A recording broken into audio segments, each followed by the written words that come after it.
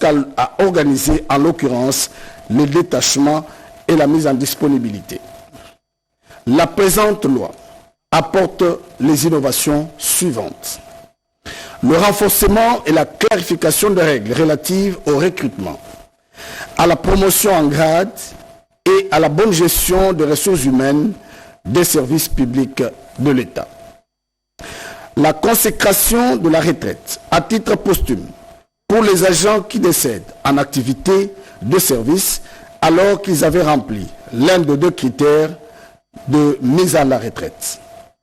La valorisation du grade acquis lors de la mise à la retraite assortie d'une incidence budgétaire. L'instauration de la contraction au sein de la fonction publique. L'établissement de règles relatives à l'interruption temporaire de service pour des raisons d'exercice d'une activité économique ou pour d'autres susceptibles de contribuer au développement du pays. Telle est l'économie de la présente loi que nous portons à votre connaissance. Loi numéro 25/046 du 1er juillet 2025 modifiant et complétant la loi numéro 16/013 du 15 juillet 2016 portant statut des agents des services publics de l'État. L'Assemblée nationale et le Sénat ont adopté. Le président de la République promulgue la loi dont la teneur suit. Article 1er. Les articles 1, 4, 14, 15, 18, 19, 22, 29, 30, 37, 39, 40, 41, 67, 68, 70, 71, 72, 74, 80, 83, 94, 117, 130, 134. L'intitulé du deuxième chapitre 6 et du chapitre 9, ainsi que la section première du chapitre 9 de la loi numéro 16/013 du 15 juillet 2016 portant statut des agents de carrière de service public de l'État sont modifiés et complétés comme suit. Article 1er. La présente loi fixe les règles concernant les statuts des agents de carrière de service public de l'État. L'agent de carrière de service public de l'État, si après l'agent est la personne nommée à un grade de la hiérarchie administrative pour occuper un emploi permanent budgétairement prévu dans un des services publics visés à l'article 2 de la présente loi. Lorsque la nature juridique d'un service public de l'État change, entraînant leur exclusion du champ d'application de la présente loi, les agents de carrière de service public de l'État qui y sont affectés passent d'office sous le régime du droit commun ou de tout autre statut compatible avec la nature du nouveau service. Toutefois, l'agent de carrière de service public de l'État qui souhaite poursuivre sa carrière sous le régime du statut des agents de carrière de service public de l'État peut, dans les 12 mois qui suivent le changement de la nature juridique du service d'affectation, solliciter du ministre ayant la fonction publique dans ses attributions une affectation dans un autre service dont le personnel relève du présent statut. La demande doit être motivée. Article 4. Tout recrutement a pour objet de pourvoir à la vacance d'un emploi repris dans le cadre organique d'un service budgétairement prévu. Il s'effectue dans le respect du principe de l'égalité d'accès aux fonctions publiques suivant les conditions requises pour chaque emploi à pourvoir. Les besoins de recrutement sont préalablement programmés dans la loi des finances de l'année. Pour chaque exercice budgétaire, le ministre ayant la fonction publique dans ses attributions détermine, en collaboration avec le ministre ayant le budget dans ses attributions, les plafonds d'emploi à rémunérer dans tous les services visés à l'article 2 de la présente loi. Un règlement d'administration fixe les modalités de détermination des plafonds annuels d'emploi à budgétiser. Article 14. La période probatoire permet à l'autorité compétente de se rendre compte du degré de conscience et d'aptitude morale et professionnelle de l'agent. Sans préjudice des dispositions spécifiques de certaines catégories d'emplois pour être admis et nommé à titre définitif, l'agent accomplit une période probatoire de 3 mois. Article 15. À l'issue de la période probatoire, l'autorité déterminée par règlement d'administration établit un rapport donnant en conclusion ses avis sur l'opportunité de l'admission et de la nomination définitive de la loi de l'agent. Ce rapport est adressé pour décision par la voie hiérarchique à l'autorité investie de ce pouvoir. L'agent qui n'est pas admis ou nommé à titre définitif est licencié d'office, sans aucune indemnité par l'autorité compétente. En cas d'admission et de nomination à titre définitif, l'ancienneté de l'agent court à partir de la date de son recrutement. Article 18. Les grades des catégories B et C comportent les échelons établis comme suit. Chef de division, échelon 2, échelon 1, chef de bureau, échelon 2, échelon 1, attaché d'administration de première classe, échelon 2, échelon 1, attaché d'administration de deuxième classe, échelon 2, échelon 1, agent d'administration de première classe, échelon 2, échelon 1, agent d'administration de deuxième classe, échelon 2, échelon 1.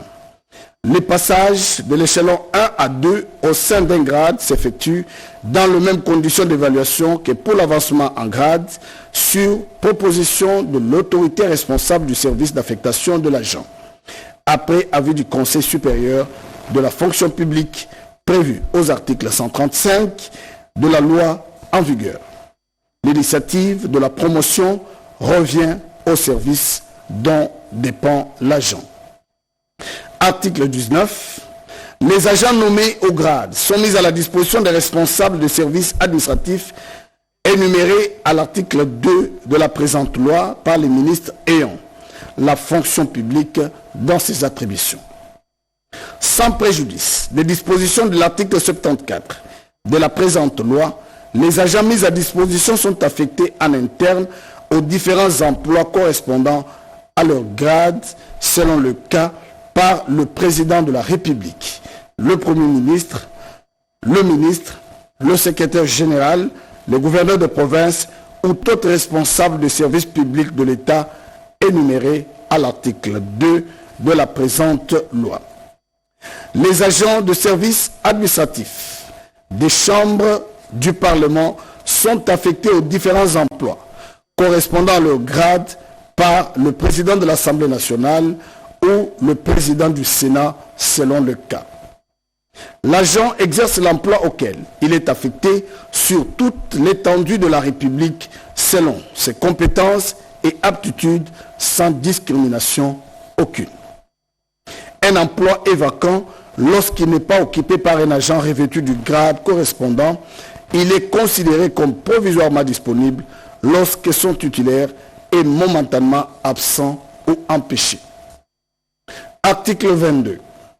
Les cadres organiques et les effectifs maximaux des emplois existants au sein des différents services sont fixés par décret du Premier ministre, délibéré en Conseil des ministres, sur proposition du ministre ayant la fonction publique dans ses attributions, après concertation avec les services concernés.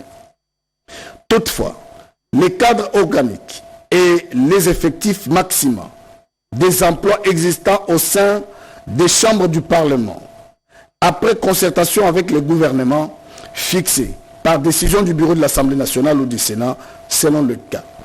Article 29. Les congés de circonstance sont accordés à la demande de l'agent et ne peuvent être pris qu'au moment de l'événement qui les justifie.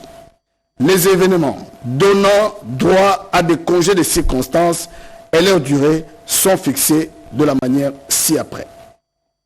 Mariage de l'agent, 5 jours ouvrables.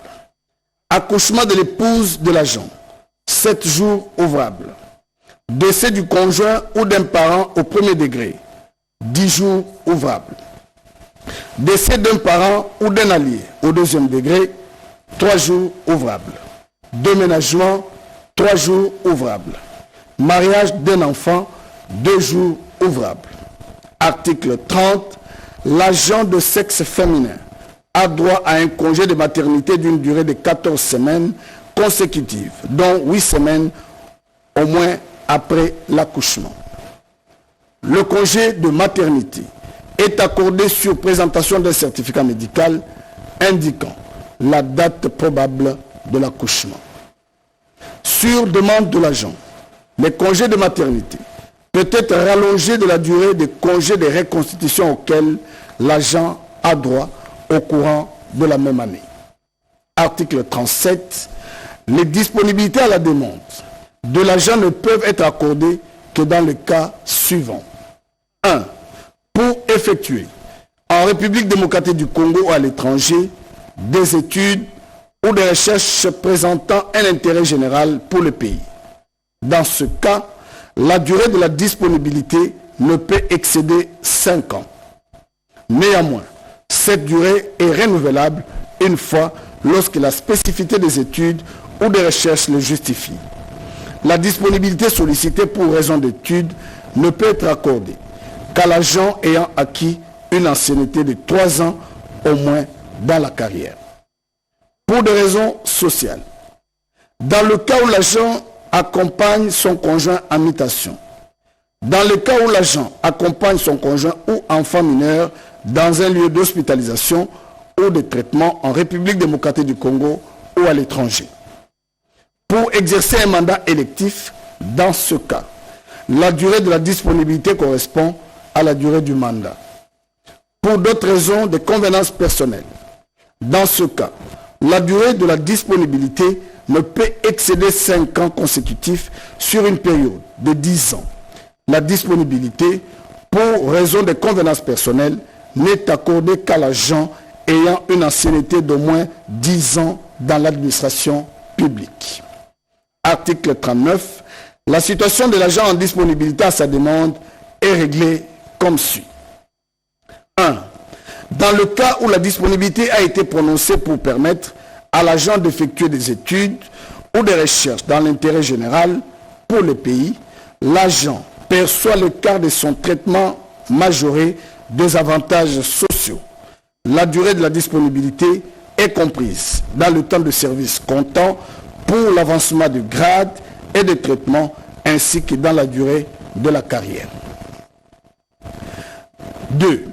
Dans le cas où la disponibilité a été prononcée pour des raisons sociales, lorsqu'il accompagne son conjoint en mutation, l'agent bénéficie du quart de son traitement pendant une année pour autant qu'aucune possibilité d'affectation ne soit trouvée au lieu de nouveau poste du travail du conjoint.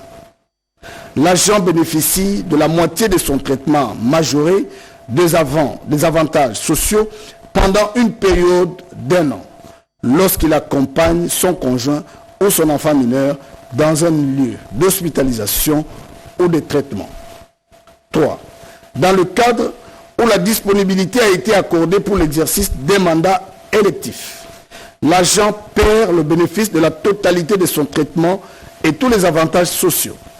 Toutefois, la durée de la disponibilité et l'expérience acquise sont comprises dans le temps de service et comptent pour l'avancement en grade. Dans le cas où la disponibilité est prononcée pour raison de convenance personnelle, l'agent ne perçoit ni la rémunération ni des avantages sociaux.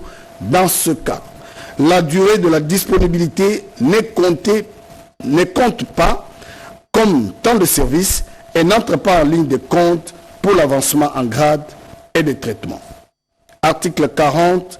La disponibilité rend provisoirement disponible l'emploi occupé par l'agent.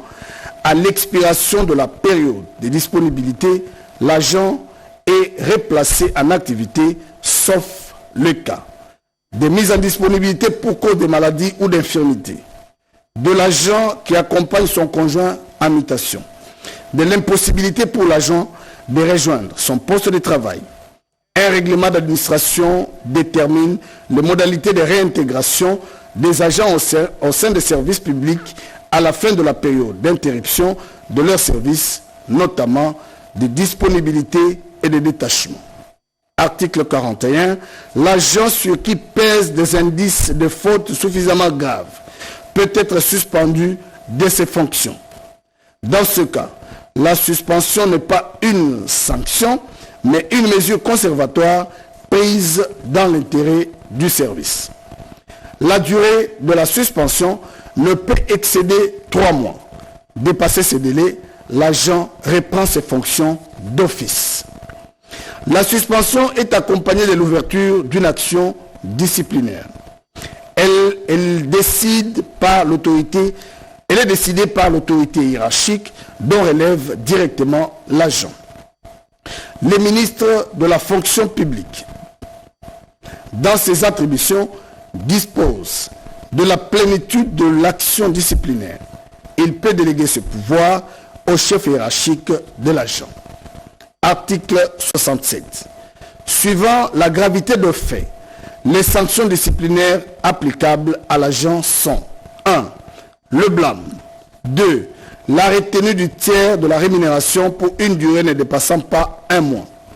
3. L'exclusion temporaire avec privation de rémunération pour une période ne dépassant pas 3 mois. 4. La révocation. Article 68. Le blâme. La retenue du tiers de la rémunération pour une durée ne dépassant pas 1 mois ainsi que l'exclusion temporaire avec privation de rémunération pour une période ne dépassant pas 3 mois sont prononcés par les chefs hiérarchiques désignés par règlement d'administration. La révocation et l'exclusion définitive prononcée par l'autorité investie du pouvoir de nomination au grade dont l'agent incriminé est revêtu pour faute ou manquement grave au devoir de son État après avis du Conseil de discipline prévu à l'article 137 de la présente loi. La retenue ne s'applique pas aux avantages sociaux de l'agent. Article 70. L'évaluation est obligatoire pour tout agent soumis au présent statut. Elle a pour objet d'apprécier la valeur professionnelle de l'agent en évaluant ses compétences, son assiduité, son intégrité, son sens social, sa conscience professionnelle ainsi que son aptitude à exercer ses fonctions. Cette appréciation peut être revêtue de formes diverses selon le contexte dans lequel elle s'inscrit. Elle prend notamment la forme d'un entretien professionnel entre le supérieur hiérarchique direct et l'agent évalué au cours duquel sont examinés les objectifs assignés à ce dernier ainsi que les résultats effectivement atteints. L'évaluation est réalisée après chaque année civile, au plus tard le 31 janvier de l'année suivante. L'absence d'évaluation des agents d'un service après cette date constitue une faute disciplinaire à charge de l'autorité compétente.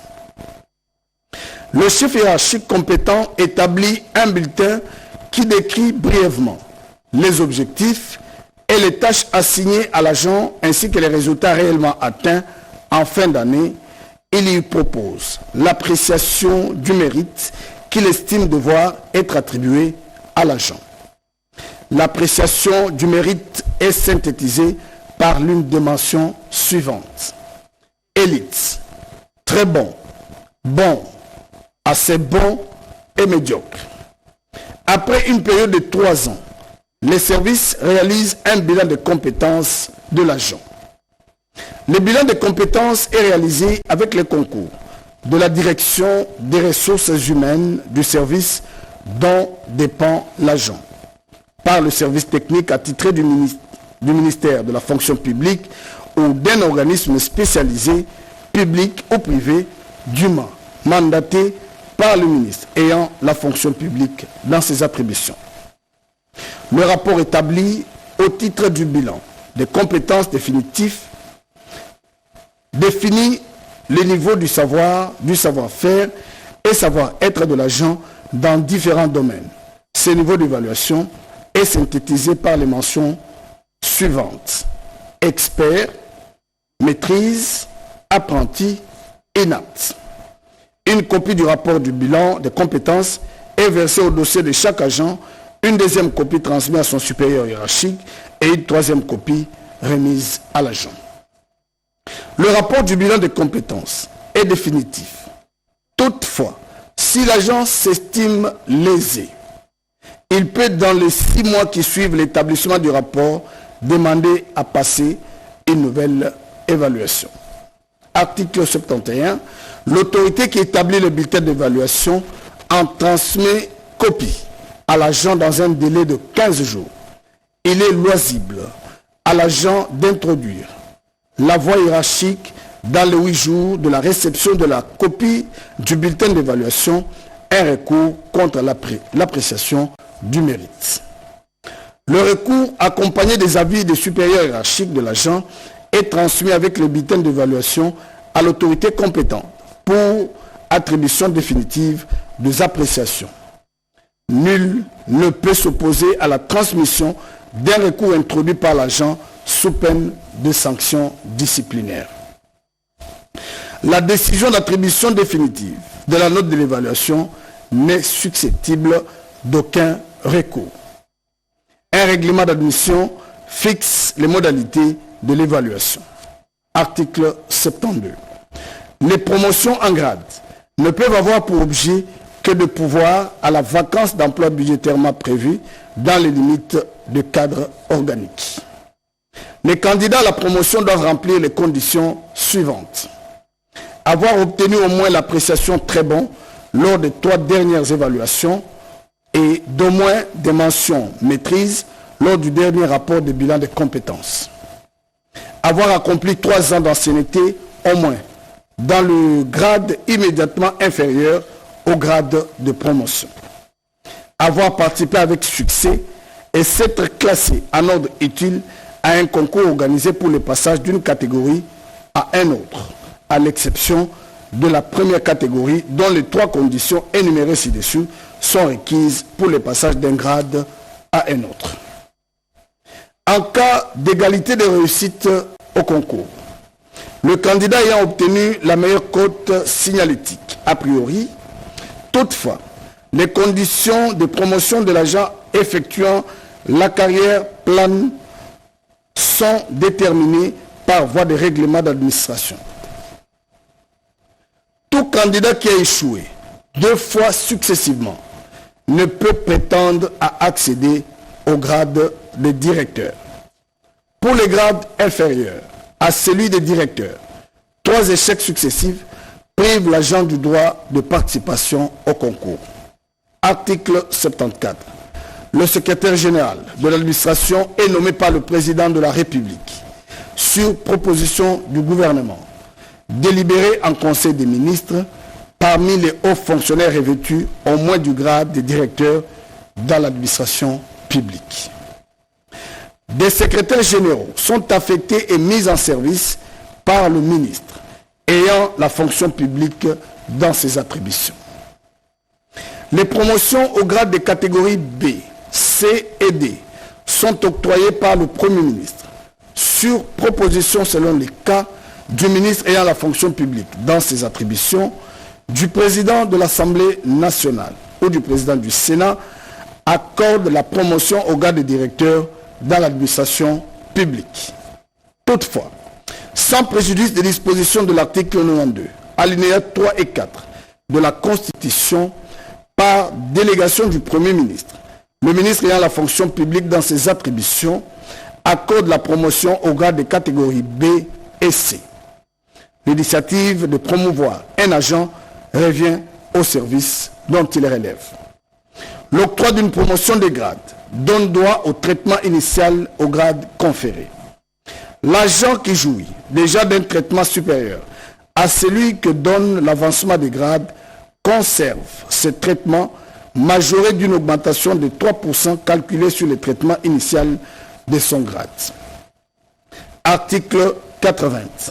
L'agent est d'office mis à la retraite lorsqu'il a soit atteint l'âge de 65 ans, effectuer une carrière de 35 ans. Néanmoins, lorsque l'agent a accompli 35 ans d'ancienneté, mais qui n'a pas atteint 65 ans d'âge, le responsable du service d'affectation de l'agent peut, après consultation de l'agent concerné, solliciter du ministre ayant la fonction publique dans ses attributions une autorisation de maintien en activité de service jusqu'à ce que l'agent atteigne 65 ans d'âge. Cette autorisation est accordée sur décision du ministre de la fonction publique lorsque l'agent justifie des performances professionnelles exceptionnelles attestées par ses bulletins d'évaluation des 3 dernières années ou à l'initiative de l'administration en cas d'insuffisance professionnelle constatée par l'évaluation des 3 dernières années ne permettant plus son reclassement dans un autre emploi ou en cas d'une compromission liée aux insuffisances d'éthique et déontologie ne justifiant plus ses prestations dans les services publics, être mis à la retraite s'il accomplit une carrière de 25 ans au moins.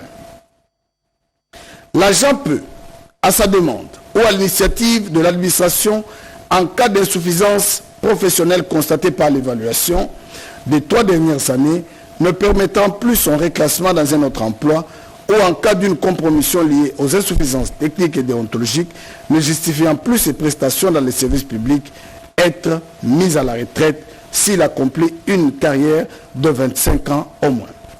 Dans l'intérêt du service et à la demande des responsables des services énumérés à l'article 2 de la présente loi, le ministre ayant la fonction publique dans ses attributions peut, à titre exceptionnel, autoriser pour une durée de 12 mois renouvelable une fois l'utilisation d'un agent mis à la retraite, lorsqu'en raison de son expertise et de son expérience, son rappel en activité est indispensable pour l'encadrement et la transmission de compétences intergénérationnelles. L'agent bénéficiera du rappel en service, ne participant pas à l'avancement en grade et ne pose plus des actes engageant le service. Il est soumis au régime des agents contractuels. Lorsqu'un agent ayant rempli l'un des critères de mise à la retraite décède en activité de service, une décision de mise à la retraite à titre posthume est prise en sa faveur. Dans ce cas, l'allocation de fin de carrière et de mise à la retraite et tous les avantages dus à la mise à la retraite sont versés à la succession constituée de l'agent conformément au code de la famille. Les indemnités de fin de carrière sont cumulées avec l'allocation de décès. À sa demande, l'agent en détachement peut bénéficier de mêmes avantages. La mise à la retraite est prononcée par l'autorité investie du pouvoir de nomination. Article 83.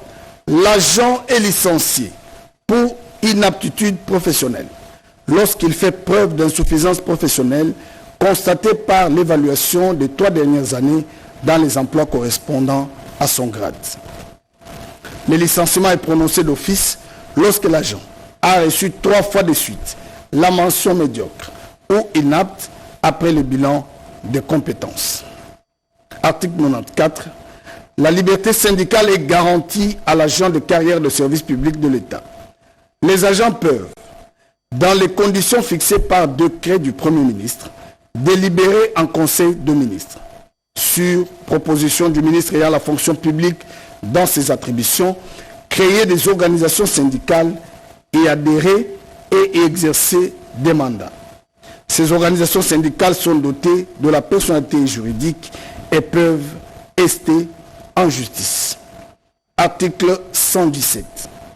Tout agent qui, pour une cause autre que la démission d'office ou la révocation, cesse définitivement ses services après avoir accompli une carrière de 25 ans au moins, reçoit une allocation de fin de carrière.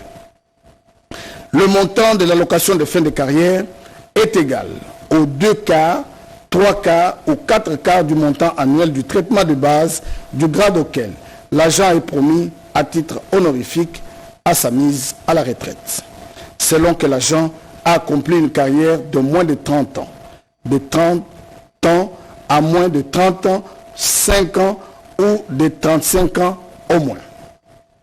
Tout agent licencié reçoit également une allocation de fin de carrière dont le montant est égal au traitement d'un, de 2 ou de 3 mois selon que l'agent a accompli une carrière de 6 à 11 ans, de 12 à 17 ans ou de 18 à 24 ans.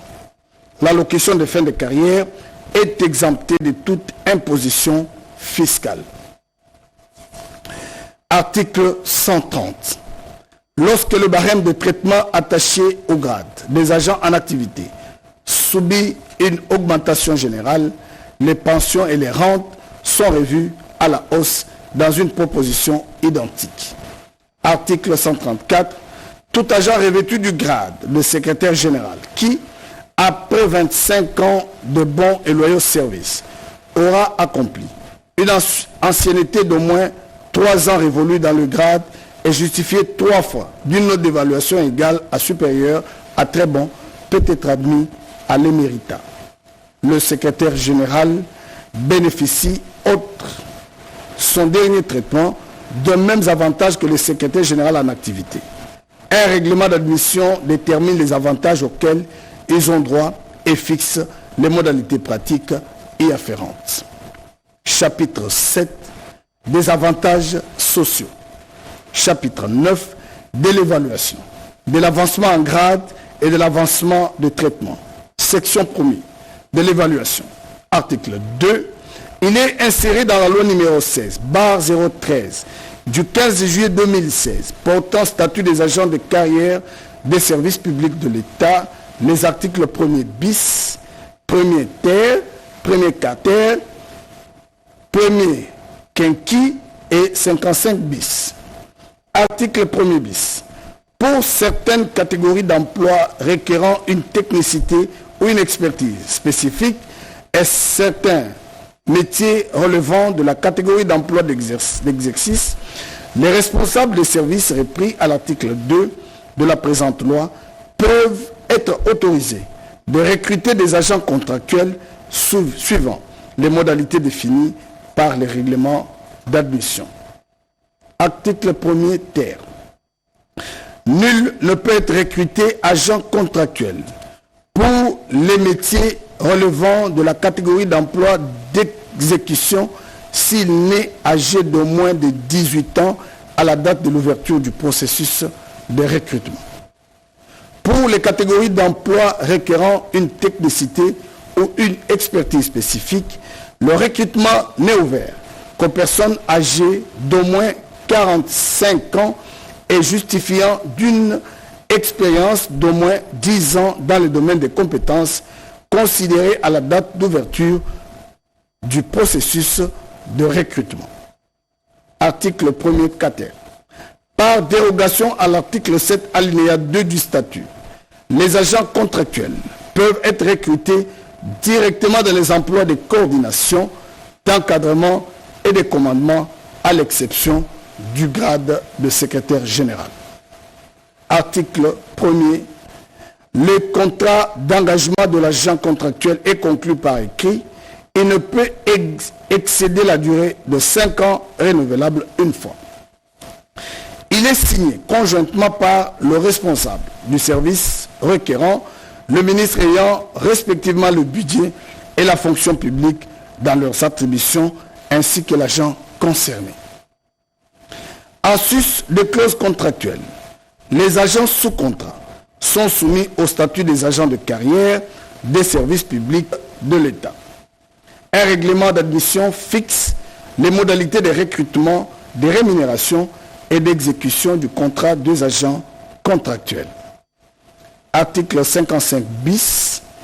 L'État souscrit une assurance au bénéfice des agents de services publics de l'État couvrant les frais médicaux, les soins de santé et le frais funéraire.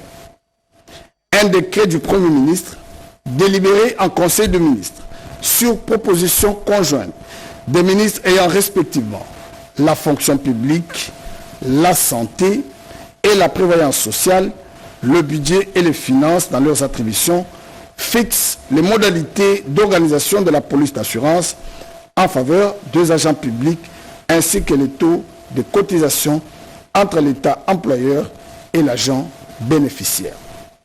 Article 3. Sont abrogées toutes les dispositions antérieures contraires à la présente loi. Article 4. La présente loi entre en vigueur à la date de sa promulgation. Fait à Kinshasa le 1er juillet 2025, Félix Antoine Tshisekedi Tshilombo pour copie certifiée conforme à l'original. Le 1er juillet, le cabinet du président de la République, Anthony Kinzo Kamoulé, directeur de cabinet. Loi numéro 25, barre 049, du 7 juillet 2025, modifiant et complétant la loi numéro 22, barre 031, du 15 juillet 2022, portant régime spécial de sécurité sociale des agents publics de l'État. À la suite des limites observées dans la mise en œuvre de la loi numéro 22, barre 031, du 15 juillet 2022, portant régime spécial de sécurité sociale des agents publics de l'État, les législateurs se proposent d'apporter les modifications susceptibles de compléter les cadres juridiques actuels. L'énumération très limitative faible à l'article 2 de la loi précitée n'évite pas complètement la problématique de la protection sociale de tous les agents publics de l'État, conformément aux dispositions des articles 12 et 36 de la Constitution, garantissant à tous les Congolais les droits à une égale protection sociale. En effet, dans la mise en œuvre de la loi susmentionnée, il est apparu qu'il subsiste des catégories d'agents publics qui ne sont couvertes par aucune protection sociale, ce qui les expose à la précarité. C'est le cas notamment de ceux qui exercent des fonctions éphémères, parmi lesquelles les fonctions politiques. Pour faire face à cette situation, tout en s'inspirant de bonnes pratiques en la matière dans le monde, y compris dans certains pays africains, la présente loi apporte les innovations suivantes.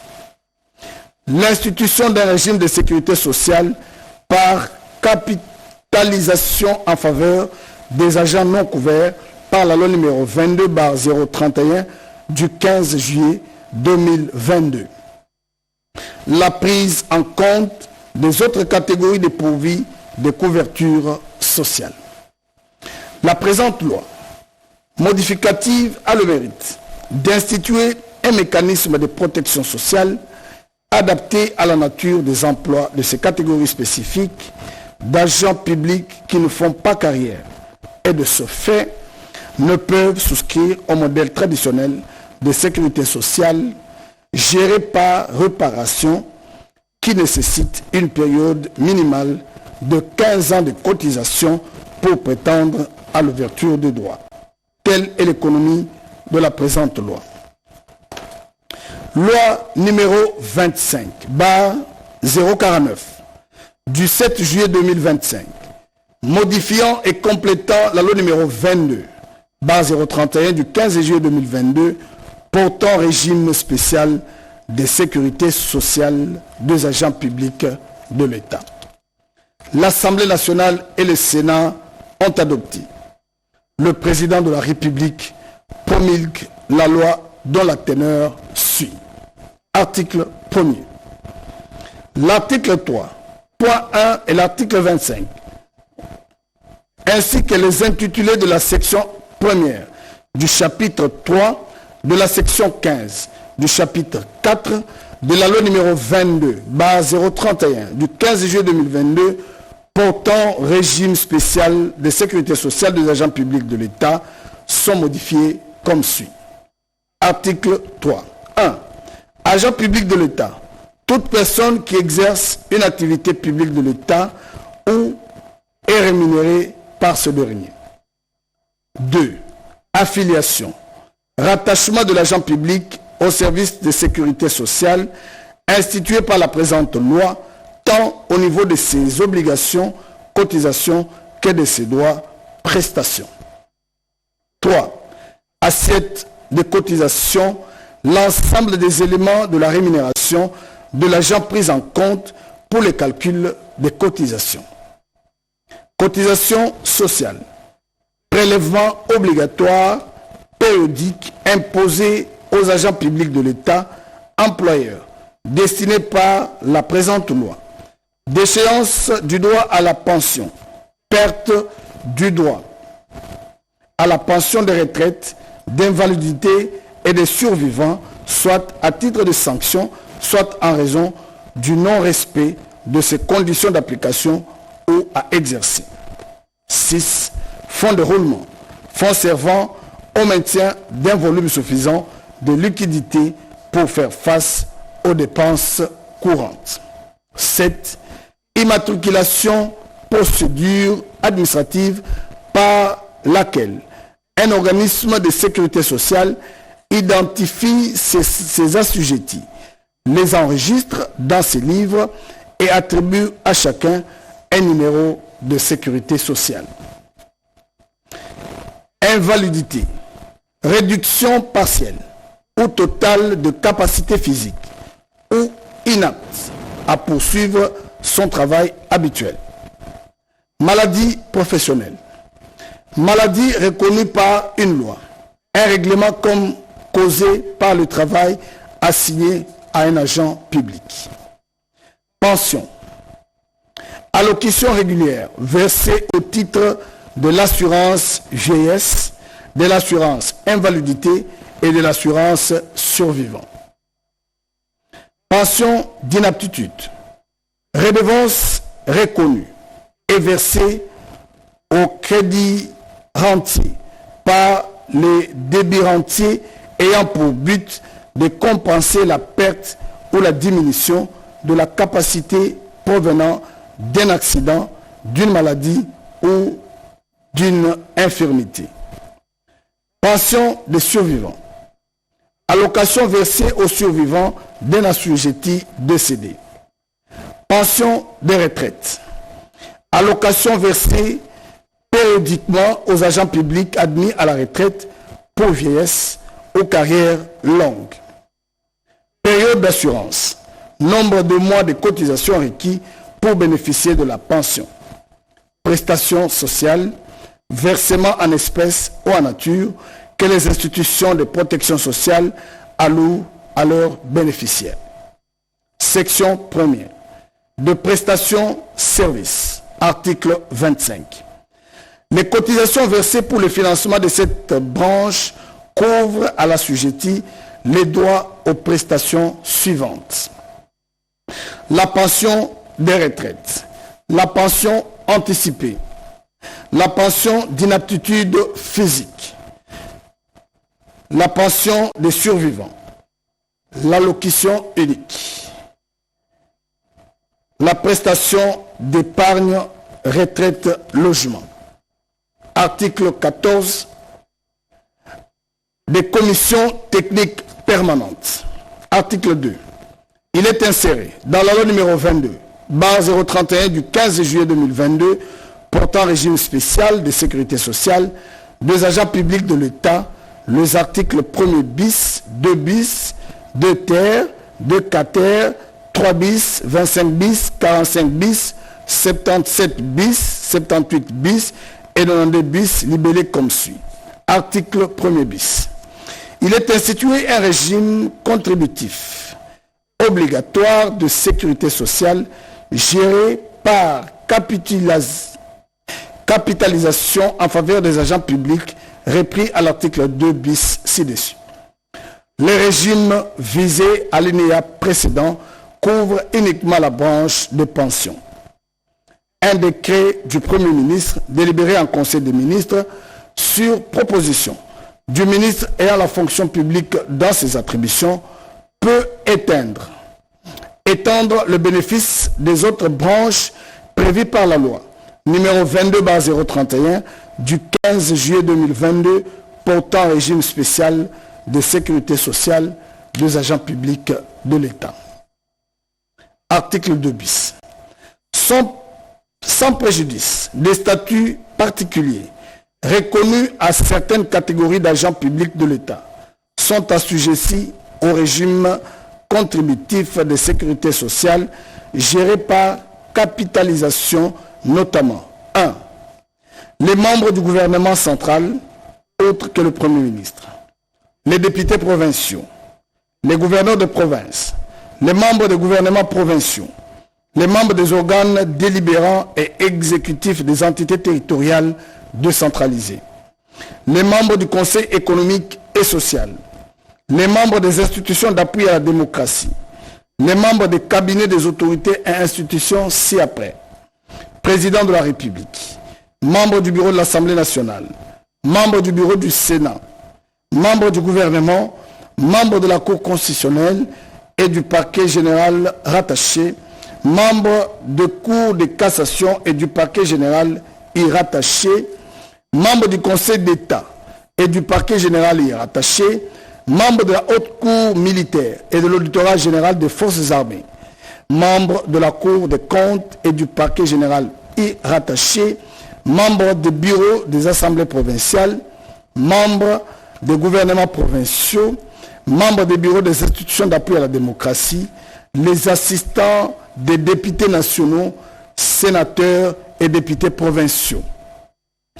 Tout autre agent public de l'État, tel que défini à l'article 2 du décret-loi numéro 017/2002 du 3 octobre 2002 portant code de conduite de l'agent public de l'État peut être assujetti au régime institué par l'article 1er bis de la présente loi lorsqu'il n'est pas couvert par un autre système de sécurité sociale.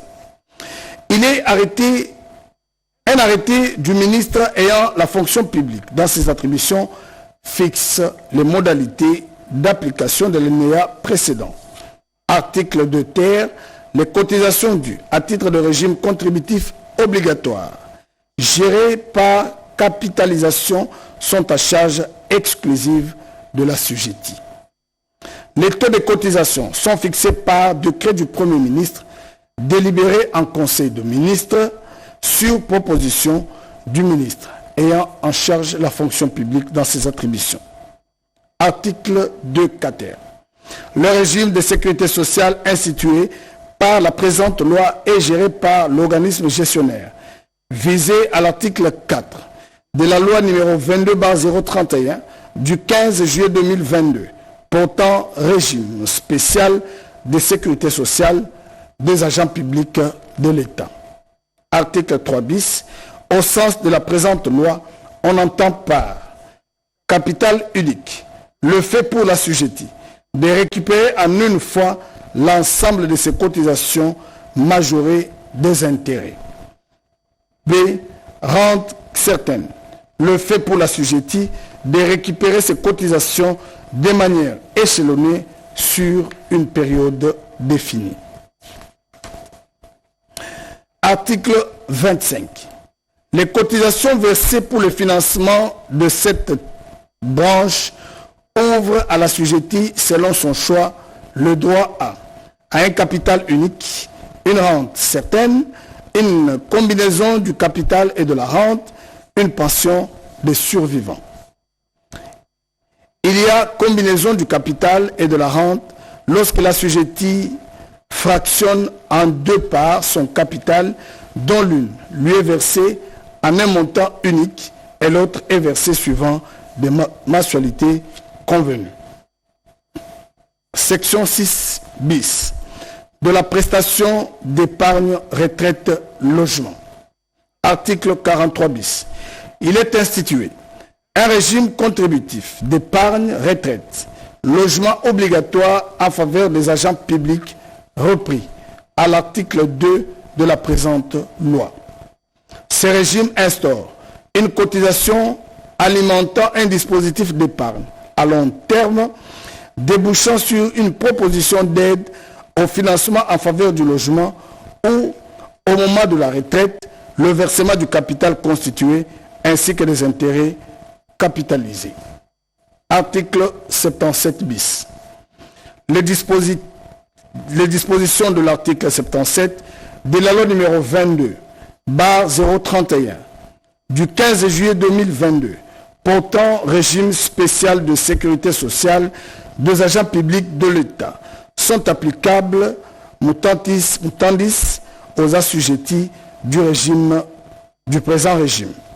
Article 78 bénéficie de prestations prévues à l'article 25 bis de la présente loi l'assujetti qui remplit cumulativement les conditions ci-après. Avoir atteint l'âge de 65 ans, avoir cessé d'exercer l'une des fonctions prévues à l'article 2 bis ci-dessus. Toutefois, peut bénéficier de prestations anticipées l'assujetti atteint avant l'âge requis d'une incapacité mentale ou physique, partielle ou totale, constatée par la commission médicale, le rendant inapte à exercer une activité rémunératrice.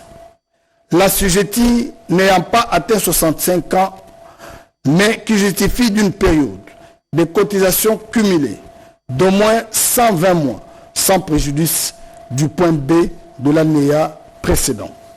Le bénéfice de prestations est suspendu lorsqu'après avoir été ouvert, l'assujetti recouvre une fonction reprise à l'article 2 bis de la présente loi et réactive de ce fait ses cotisations. Ce bénéfice de prestations reprend de plein droit après la cessation de cette dernière fonction. Article 92. Outre la commission médicale, le ministre ayant la fonction publique dans ses attributions peut, sur proposition de l'organisme gestionnaire, créer toute autre commission jugée opportune, notamment technique, selon les besoins spécifiques de gestion des différentes branches. Article 3. Sont abrogées toutes les dispositions antérieures contraires à la présente loi. Article 4. La présente loi entre en vigueur à la date de sa promulgation. Fait à Kinshasa le 7 juillet 2025, Félix Antoine Tshisekedi Tshilombo pour copie certifiée conforme à l'original. Le 7 juillet 2025, le cabinet du président de la République, Anthony Kinzo Kamoulé, directeur de cabinet. Ordonnance loi numéro 25/036 du 8 juillet 2025 autorisant la ratification de l'accord sur les subventions à la pêche de l'Organisation mondiale du commerce. Le président de la République, vu la Constitution telle que modifiée par la loi numéro 011/002 du 20 janvier 2011, portant révision de certains articles de la Constitution de la République démocratique du Congo du 18 février 2006, spécialement en ses articles 129 et 214 alinéa 1er. Vu la loi numéro 25/031 du 19 juin 2025, portant habilitation du gouvernement, vu l'ordonnance numéro 24/88 du 11 octobre 2024, portant organisation et fonctionnement du gouvernement, modalité de collaboration entre le président de la République et le gouvernement, ainsi qu'entre le membre du gouvernement. Vu l'ordonnance numéro 24/022 du 1er avril 2024, portant nomination d'un Premier ministre. Vu l'ordonnance numéro 24/039 du 28 mai 2024, portant nomination des vice-premiers ministres, des ministres d'État, des ministres délégués et de vice-ministres. Vu la nécessité et l'urgence, sur proposition du gouvernement, délibéré en Conseil de ministres, ordonne. Article 1er. Est autorisé conformément à l'article 214, alinéa 1er de la Constitution, la ratification de l'accord sur les subventions à la pêche de l'Organisation mondiale du commerce. Article 2. La présente ordonnance, loi, entre en vigueur à la date de sa promulgation. Fait à Kinshasa le 8 juillet 2025, Félix Antoine Tshisekedi Tshilombo, Judith Souminois Toulouka, Premier ministre, pour copie certifiée conforme à l'original. Le 8 juillet 2025, le cabinet du président de la République, Anthony Kinzo Kamoulé, directeur de cabinet. Ordonnance loi numéro 25, barre 037, du 8 juillet 2025, autorisant la ratification de l'accord sur la facilitation des échanges de l'Organisation mondiale du commerce. Le président de la République, vu la Constitution telle que modifiée par la loi numéro 11, barre 002, du 20 janvier 2011, portant révision de certains articles de la Constitution de la République démocratique du Congo du 18 février 2006, spécialement en ses articles 129 et 214 alinéa 1er. Vu la loi numéro 25, barre 031, du 19 juin 2025, portant habilitation du gouvernement. Vu l'ordonnance numéro 24, barre 88, du 11 octobre 2024, portant organisation et fonctionnement du gouvernement, modalité de collaboration entre le président de la République et le gouvernement ainsi qu'entre les membres du gouvernement. Vu l'ordonnance numéro 24, barre 022, du 1er avril 2024, portant nomination d'un Premier ministre. Vu l'ordonnance numéro 24, barre 039, du 28 mai 2024, portant nomination des vice-premiers ministres, des ministres d'État, des ministres délégués et de vice-ministres, vu la nécessité et l'urgence, sur proposition du gouvernement, délibéré en Conseil de ministres, ordonne, article 1er, est autorisé conformément à l'article 214, alinéa 1er de la Constitution, la ratification de l'accord sur la facilitation des échanges de l'Organisation mondiale du commerce. Article 2. La présente ordonnance loi entre en vigueur à la date de sa promulgation. Faite à Kinshasa le 8 juillet 2025, Félix Antoine Tshisekedi Tshilombo, Judith Souminois Toulouka, Premier ministre, pour copie certifiée conforme à l'original.